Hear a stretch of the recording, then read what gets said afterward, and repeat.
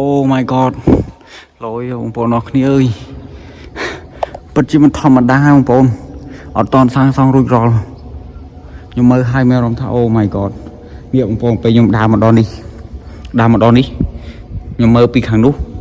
នឹកស្មានថាអត់មានអីក្នុងហ្នឹងដល់ពេលមកដល់ភ្ញាក់ព្រឹលបងប្អូនឡើងមាសឡើងភ្លឺចង្ចាញ់បងប្អូនអូមានអារម្មណ៍ថាលយខ្លាំងមែនតើបងប្អូនអរគ្នាចូលមកដល់គឺឡើងមួយជាន់ពីរជាន់ហើយឡើងមកខ្ពស់ហើយខ្ញុំសម្រាប់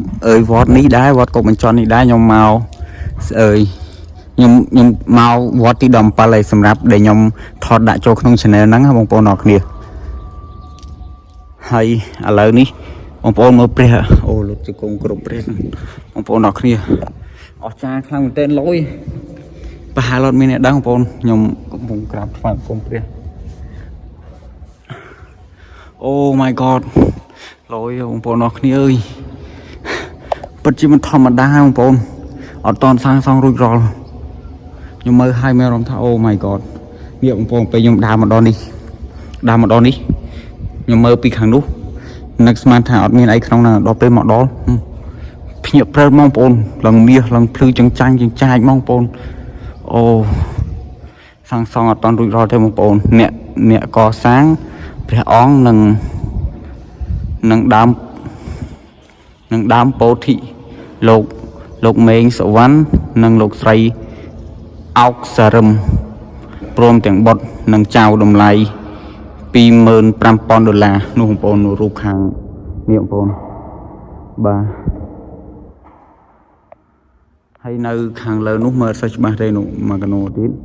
សូមអធិស្ឋានព្រះអង្គបងប្អូនអូចាំងដូចមាសចឹងបងប្អូនខ្ញុំ